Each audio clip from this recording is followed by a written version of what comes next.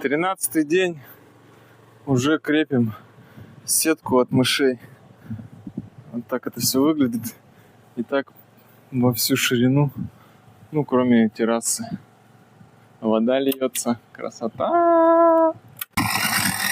Я ему говорю, Сёма, это черные доски.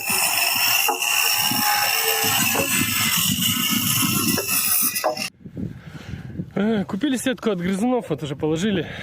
Должна выдержать зубы грызунов, но почему-то не выдерживает обычный канцелярский нож. Так, все, сетка от комаров готова. Вот так это все красиво выглядит. Первый дом, точнее второй. Сейчас туда пойдем, продолжаем. И здесь Леша вот делает вот такие загогулины, чтобы они точно нигде не пролезли.